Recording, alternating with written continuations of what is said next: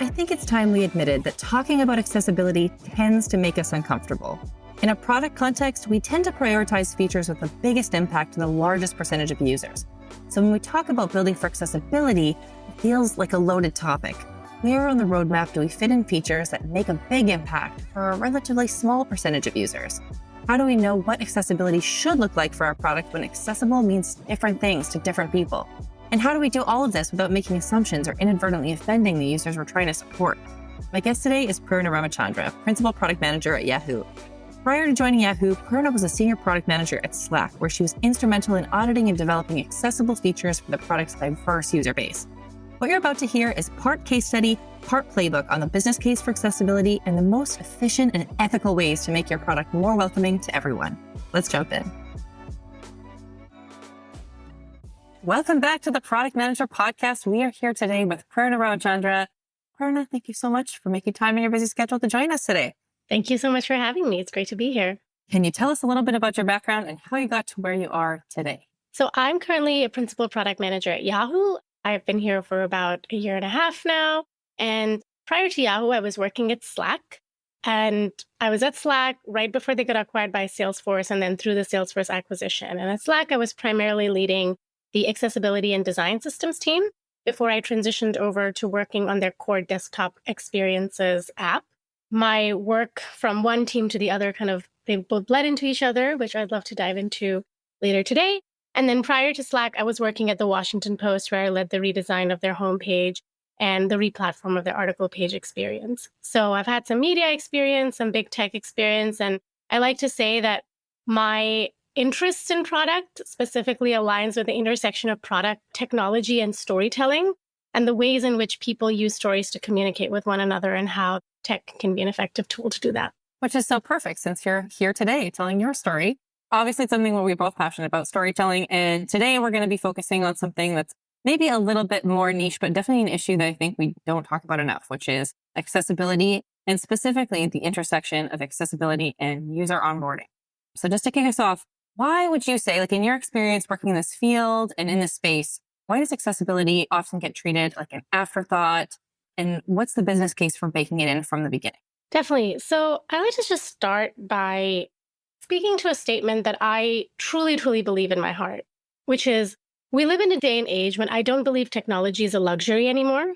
I grew up in the 90s, dating myself a bit here, where technology was still a novelty. The internet was still a novelty. Not everyone had access to it, nor did everyone need to. But we live in a day and age where every one of our essential services is in some way, shape, or form digitized. And that means that every single person in the world should be able to use it easily. And people with disabilities are generally treated as an afterthought in our society. I think so many of our services are not as accessible. But technology is uniquely positioned to actually quite easily bake in accessibility into what it does. And technology is also uniquely positioned to make the lives of everyone, including people with disabilities, a lot easier. And so I think this is one of the main reasons, a moral and ethical standpoint, I think it's really important to prioritize.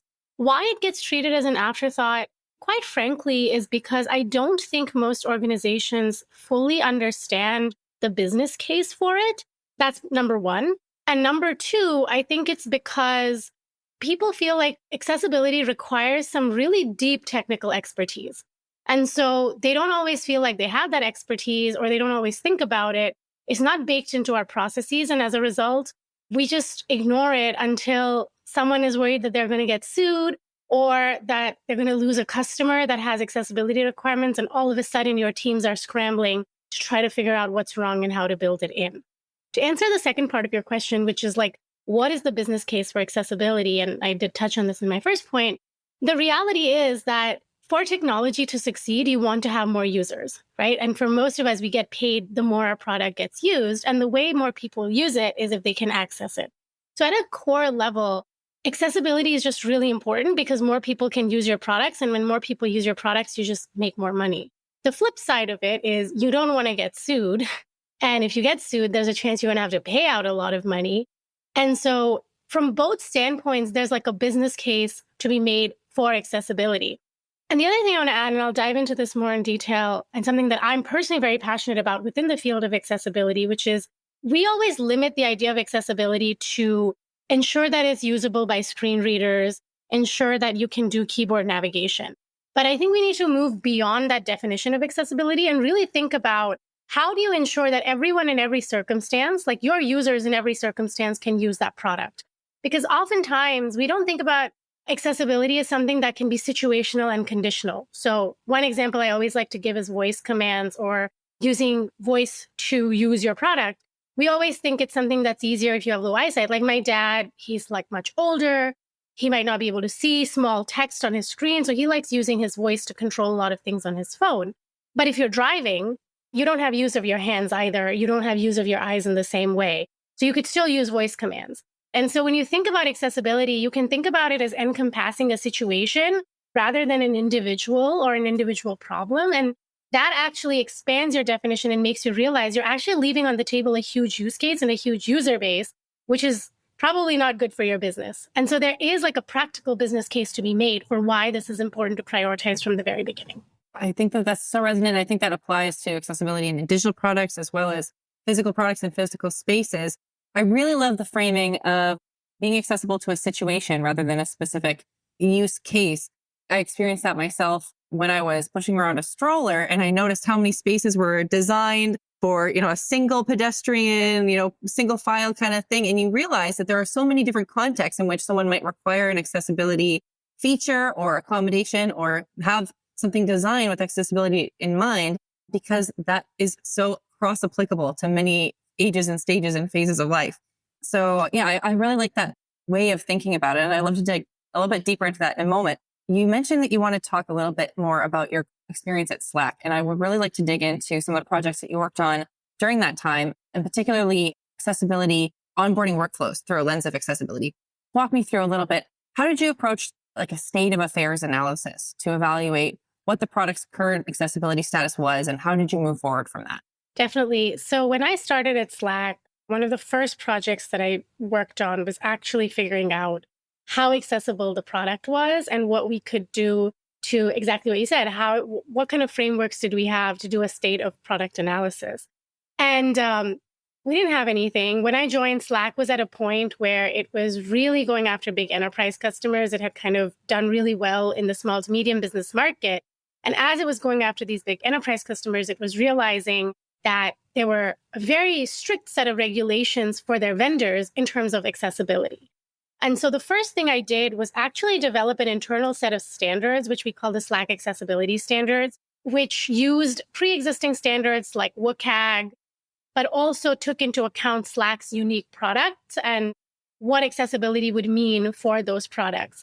And we put together like a framework that allowed you to go through the product and analyze whether it met certain criteria. And as a result of that analysis, we assigned a grade like A, B, or C to different features within the product to analyze how accessible they were. And this was very much a quantitative plus qualitative analysis. So we had the list of criteria. Some of it was based on just like very simple like task management, like is everything keyboard accessible? Is everything screen reader accessible? And then other things would be something that were a little bit more intangible. So for example, Slack is a communications product. And one thing it does really well is notifications. You need to be notified. But this was during the pandemic. So a lot of people were working from home. A lot of people were working remotely. And so we did hear from customers that there was notification overload. And it specifically impacted anyone who identified as neurodivergent because they would feel really overwhelmed and they wouldn't be able to do their task properly. So that was a little bit more intangible. It's not something that you really see in a lot of accessibility guidelines out there. So we incorporated all of that to create this framework. They used this framework to assign grades to each of the feature areas. And the grades were purely based on can they do the task and how quickly can they do it. So it helped mark a sense of urgency to the issues and what was most important and what was not. So that was the first thing we did. We used that to do a state of product analysis. And then we went to leadership and said, okay, this is the entire product. This is how it falls into the range. And these are the issues we believe need to be fixed immediately because they're actually fundamentally the product is broken for a group of customers as a result of this not being done. The cool thing about this framework was also that it wasn't just applied to existing products, but if you were developing new products, you could very well apply that framework in order to understand what you need to check off before you can launch this. So it was also something that you could use be future thinking and you can use for future products as well. So that was the first thing we did. And then we did a lot of work. I did a lot of work to specifically work with individual teams in order to help them know what to prioritize based on this framework.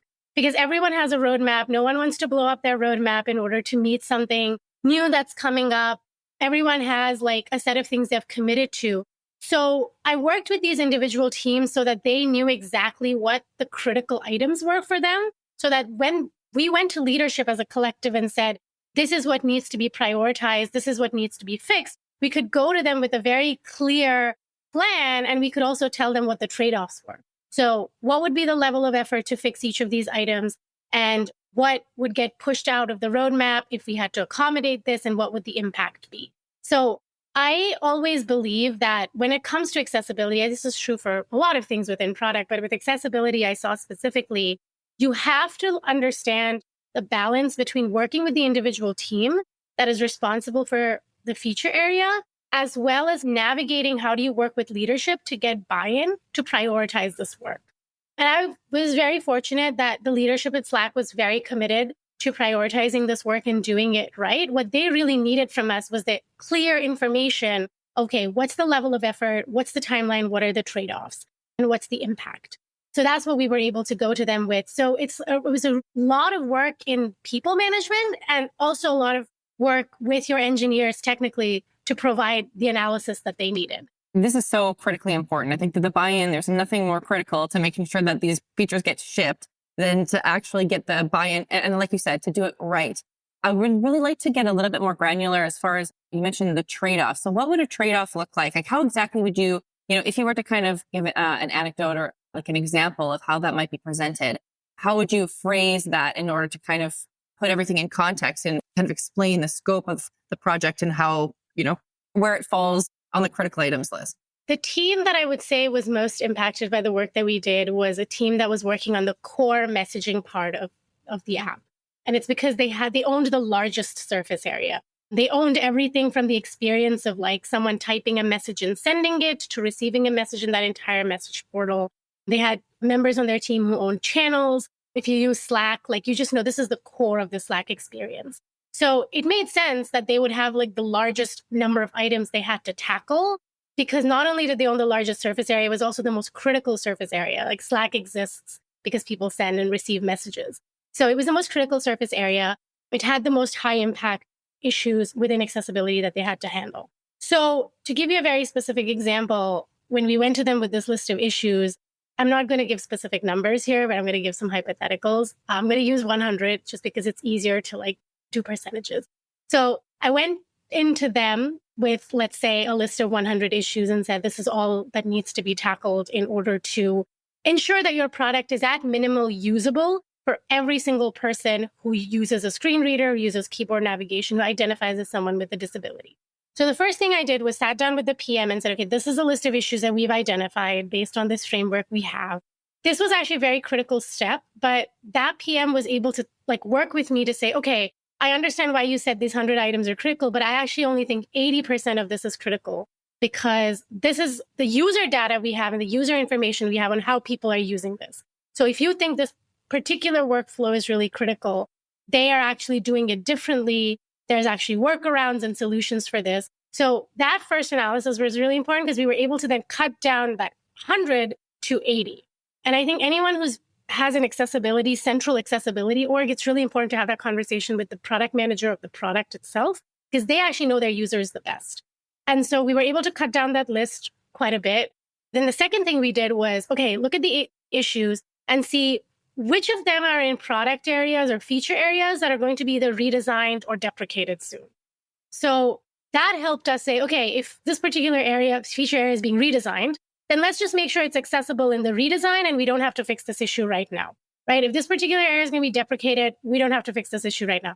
So that got rid of, let's say, another like 10 issues.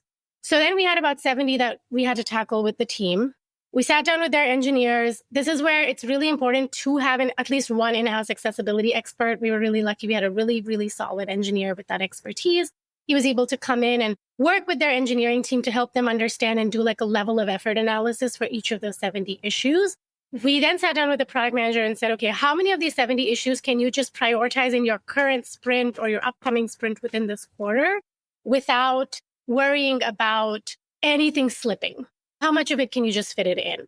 Most teams usually tend to have some buffer, especially if you're a team that's working on a product that's already released, to manage like incoming bugs and issues like that. So this kind of got pulled into that workflow, and they said, okay, we could probably do like 20 of these without having severe roadmap impacts.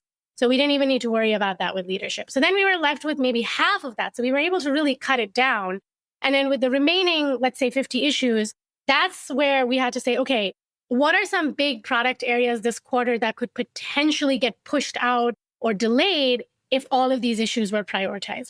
And that is the moment where we needed leadership to step in and like help us navigate and negotiate on what to do.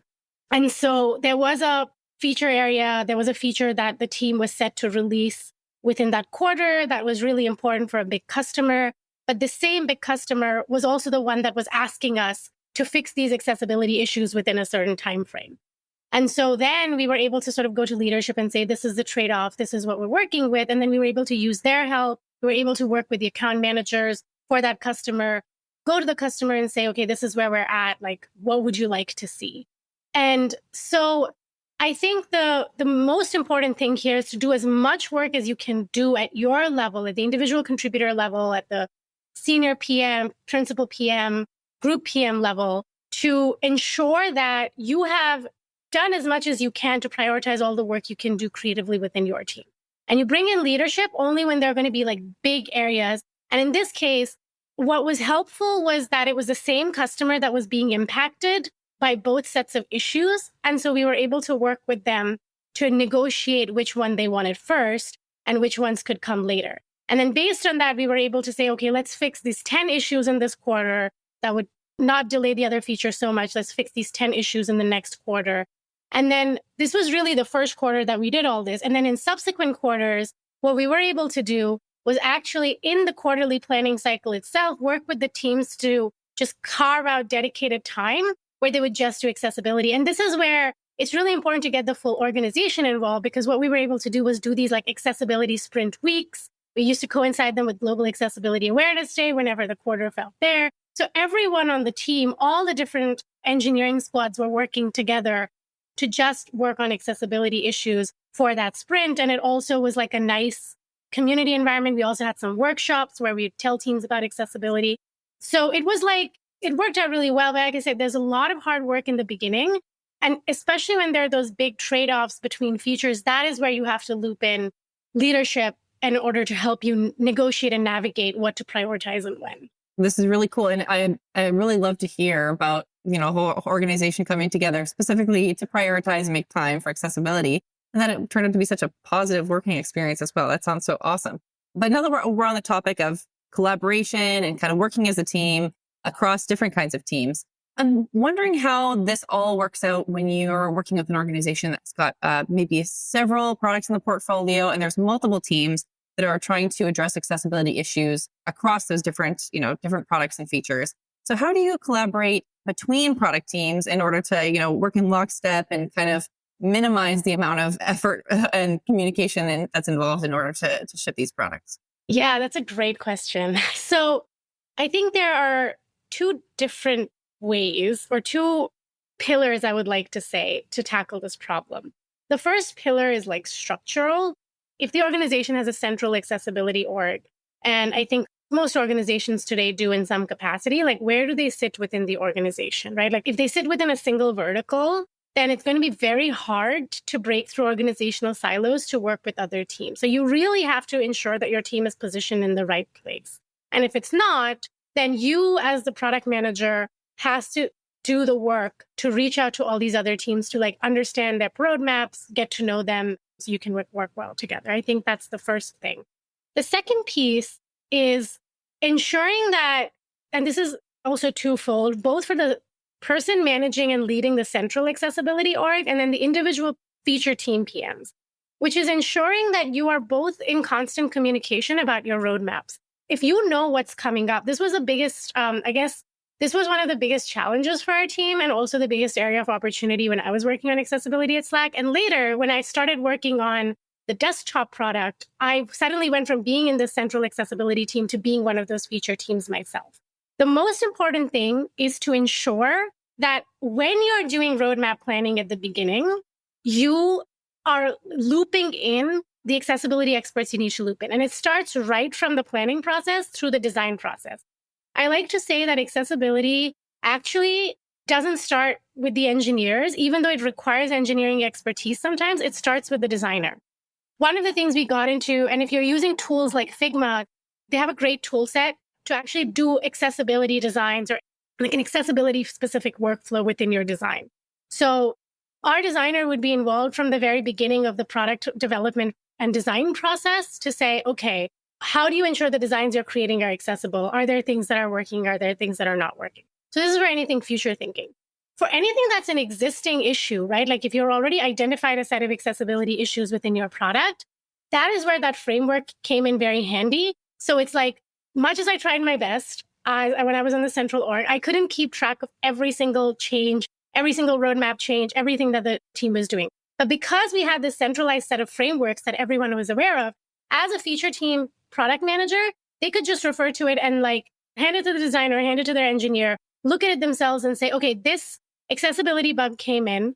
Based on this framework, this is critical, medium, or low priority. And then I can use that to determine whether or not I need to prioritize it immediately. I can prioritize it later. So having that central standards was really helpful because it ensured that someone who doesn't have that expertise still had something to refer to when these bugs came in and they could help prioritize. And that also ensured that there's not one single person in charge of trying to sort of herd the cats, for lack of a better word, and say, okay, are you doing it or are you not? Because what I really wanted to ensure when I was working on accessibility was I don't want to be like a school principal trying to tell you what to do. And I don't think anyone wants that. We're all adults here. And I also like to believe that every single person involved actually does care about this. Like nobody I talked to said, oh, I don't want to do this. Everyone was like, I really care about this. I want to make sure our product is accessible. I either don't know how, or I don't know if we're going to be given the authority to prioritize this, or we're going to have the time to do it. And that's what we were really trying to solve for. And so I would say if you're a feature PM who's trying to make your product accessible, see if you can develop a framework or work with someone in your org to develop a framework that you and other people can refer to. So you're not constantly having to like wait for someone to respond to you as to whether something is important or not. You'll know yourself and you'll be empowered. And then you're creating something new and you're building a new product. Ensure that you can reach out to the people with the right expertise and bake in accessibility into the design process from the very beginning, because then that avoids a problem where these bugs come in the future and suddenly you're scrambling to prioritize it. You know it's going to be accessible from launch. This is really interesting. And I want to talk a little bit more on the level of implementation and iteration, because it's one thing to kind of analyze the features that you have and prioritize and implement changes and improvements to the existing version of the product or whatever your enterprise clients are asking for. But as time goes on, new features are introduced, features become antiquated or replaced with, updates. How do you integrate that analysis process or what's like the proactive approach in order to ensure that future features that are introduced into the roadmap are accessible from the day one as well? Yes, it's a great question too. So I'll give a very specific example. And since you talked about user onboarding specifically in the beginning, as I said, the first thing when you're creating your roadmap is to look at every feature, everything that you have going on, anything new that you're building, and know that you have to think about accessibility. I think that is something as a PM you have to keep in mind every single time. The other thing I would say is knowing when, and this is a little bit of PM intuition that develops over time and a little bit of like looking at actual data. It's knowing who in your customer base can actually help you ensure that something is accessible or something is not accessible. Because I think as PMs, we rely a lot on user research to help us know what to build. But we often forget that there are actually customers and people out there who are using our product in a way that require, like, who are, users with disabilities who use these accessibility features. So ensure that you have ways to incorporate them right from the beginning into like your user research process. So when you're thinking about that future thinking thing. So the example, as I said, I was going to give was user onboarding. So another feature area we found when we were doing our initial analysis within Slack was the onboarding experience had accessibility gaps that we wanted to address. But we also knew that the onboarding team at Slack was going through making some big redesigns to the onboarding experience because the product had evolved and grown since the first time they did this, and they wanted to make sure they incorporated everything. So we were actually able to work with that team from the very beginning to ensure that the core onboarding flow that they were redesigning was accessible. And so the way we did that was we were intimately involved in their roadmap planning from the very beginning. And this is a very big project. So whenever you have these major projects is I think when it's really important to get the right experts involved. And our designer was actually involved throughout the design process. So when they did user research, when they were doing user testing, when they were creating their designs in Figma, he was creating the accessibility spec for those designs side by side along with them to make sure that things were accessible from the very beginning. It was the same process we used at Slack when we were redesigning the desktop app. But secondly, what we found was there was a real opportunity here to have an onboarding experience specifically centered around accessibility for the users who needed it. I think the best example of this is Macs, is Apple. So Apple's products, I think, are really, really solid when it comes to accessibility. And so when you buy a new Mac, you can actually choose to go through an onboarding workflow that specifically shows you where the different accessibility features are, how to use them, et cetera, et cetera. So our team, the accessibility team, actually built out that core onboarding experience right from when you enter the app, when you enter the regular onboarding flow, we ask you, do you care about accessibility? If you say yes, we take you through a step-by-step workflow that shows you where the different tools are, how to use keyboard navigation, what the different commands are, et cetera. And then the other thing we were able to do was use the data. So when someone tells us they're interested in accessibility, we take them through the workflow. We were able to show them strategically different tooltips within the product that allowed them to continue that accessibility journey. And the reason that all of this was possible is because when we realized there were issues, when we were actually outlining all the issues with the existing workflow, we saw that there was like a huge gap because there was no accessibility onboarding experience. And then the second thing was we talked to a lot of customers. So when we talked to customers who were sending in these accessibility bug tickets to us, who were helping us figure out how accessible the product was, a lot of them said, there was nothing to help me figure out how to navigate Slack. I had to figure it out myself. And most of them are used to doing that, unfortunately, because a lot of our products don't do that for them.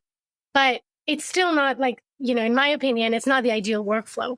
And so I would say that when you're thinking about, future thinking, what are the products I want to build? How is my product looking? I think rely a lot on user research. I don't know why it's not being talked about in our industry as much, but you have to talk to your customers. Nothing replaces that. I don't think AI is going to tell you what to build. It's the people who are using it who are going to tell you what to build. So you have to talk to them. And today there are companies and tools that help you do that. So if you're a big enterprise company, for example, and your customers are enterprise clients, I guarantee you they will have an ERG, like an employee resource group of some sort that has employees with disabilities I am quite certain, who will be very active in ensuring they vet their vendors. So that's a resource you can tap into.